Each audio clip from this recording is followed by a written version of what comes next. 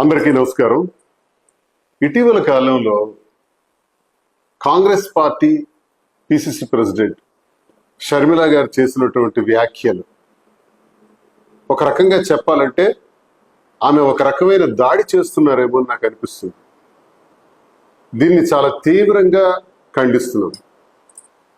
షర్మిల గారు తన మాటల్లో చంద్రబాబు నాయుడు గారు ఇటీవల తిరుపతి వెళ్ళి ఆ సందర్భంగా టిటిడి ఆధ్వర్యంలో 5,000 దేవాలయాలు నిర్మాణం చేస్తాం అని చెప్పారు అని చెబుతూ టిటిడి దేవాలయాలపైన, టిటిడి ద్వారా నిర్మాణం చేయబోతున్నటువంటి దేవాలయాలపైన ఏ ఏ ప్రాంతాల్లో అయితే చేయాలని ప్రభుత్వం అనుకుంటుందో ఆ ప్రాంతాల్లో ఉండే ఎస్సీ ఎస్టీలు బీసీలు అణగారిన వర్గాల్ని ప్రస్తుతిస్తూ చాలా దుర్మార్గంగా మాట్లాడారు. చంద్రబాబు నాయుడు గారు 5,000 దేవాలయాల్ని పేదవారు ఉన్నటువంటి ప్రాంతాల్లో నిర్మాణం చేస్తామన్నారు. కానీ ఇక్కడ కులాల ప్రస్తావన కానీ, రిజర్వేషన్స్ ప్రస్తావన కానీ, ఎస్సీ ఎస్టీ బీసీ ప్రాంతాలని కానీ అనలేదే. మరి ఎందుకు మీరు ఆ ప్రస్తావన తీసుకొస్తున్నారు? పైగా 5,000 దేవాలయాలు కడతాము టిటిడి ద్వారా అన్నది ఇదేమీ కొత్తగా తీసుకున్నటువంటి నిర్ణయాలు కాదే.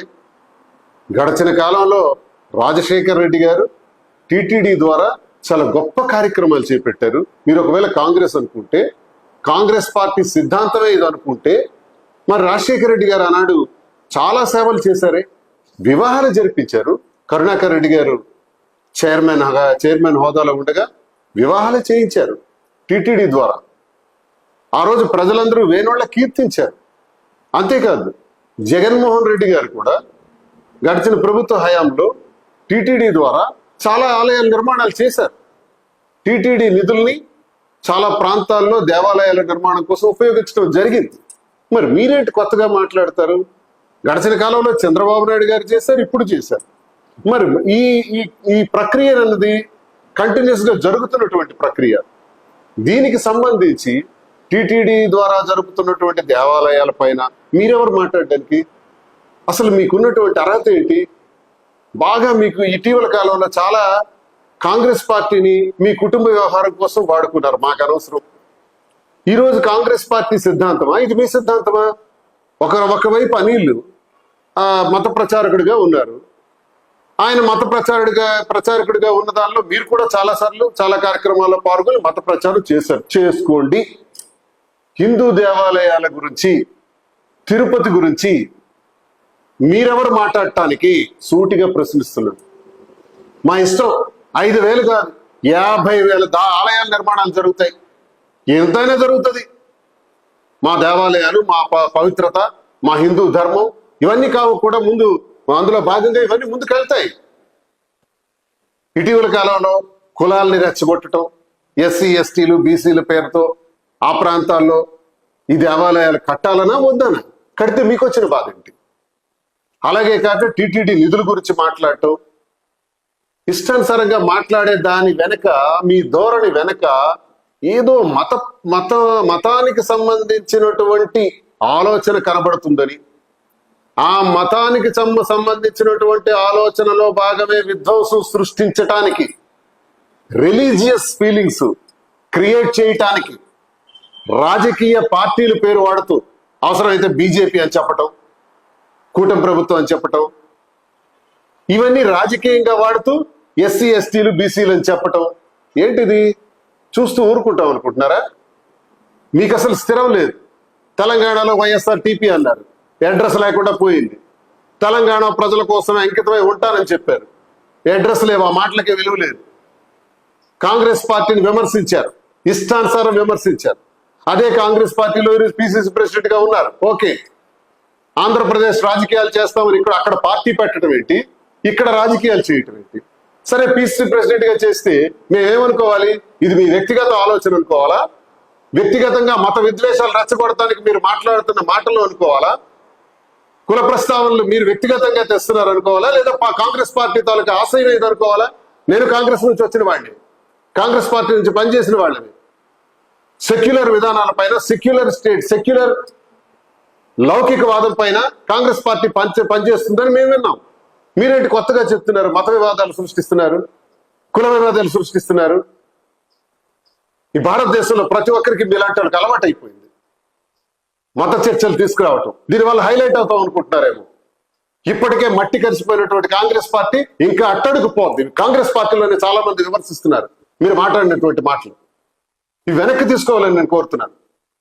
మీరు ఒకవేళ దేవాలయాల పైన, తిరుపతి పైన ఇష్టానుసారంగా మాట్లాడితే ప్రతి ఒక్క హిందూ తాలూకా గుండె మండిపోతుంది. ఇది అందరి తాలూకా వాదన కూడా. ఇది పరమత సహనం హిందువులకు ఉంది కాబట్టే మీరు ఇన్ని మాట్లాడుతున్నారు. హిందువులు పరిపాలిస్తున్నటువంటి భారతదేశంలో విభిన్న కులాలు, విభిన్న జాతులు, విభిన్న మతాలు ఇన్ని కూడా ముందుకు నడవగలుగుతున్నాయంటే, ఏ వివక్షతలు లేకుండా పరిపాలించుకోగలుగుతున్నామంటే అది హిందూ ధర్మం.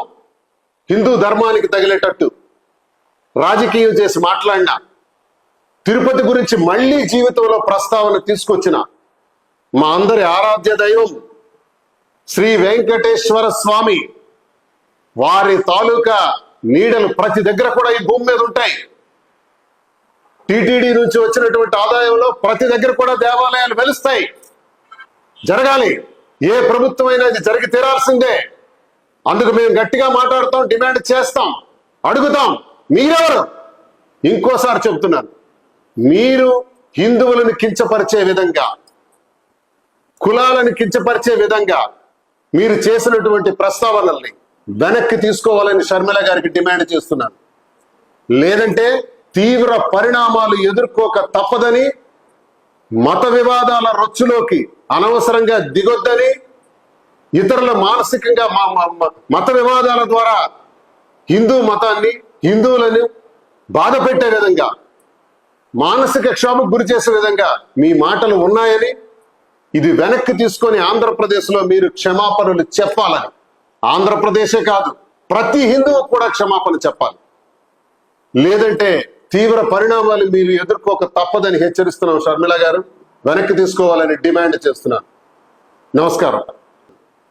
లేదంటే తీవ్ర పరిణామాలు ఎదుర్కోక తప్పదని, మత వివాదాల రొచ్చులోకి అనవసరంగా దిగొద్దని, ఇతరుల మానసికంగా మత వివాదాల ద్వారా హిందూ మతాన్ని, హిందువులను బాధ పెట్టే విధంగా, మానసిక క్షోభకు గురి చేసే విధంగా మీ మాటలు ఉన్నాయని, ఇది వెనక్కి తీసుకొని ఆంధ్రప్రదేశ్లో మీరు క్షమాపణలు చెప్పాలని, ఆంధ్రప్రదేశే కాదు ప్రతి హిందువు కూడా క్షమాపణ చెప్పాలి. లేదంటే తీవ్ర పరిణామాలు మీరు ఎదుర్కోక తప్పదని హెచ్చరిస్తున్నాం. షర్మిల గారు వెనక్కి తీసుకోవాలని డిమాండ్ చేస్తున్నాను. నమస్కారం.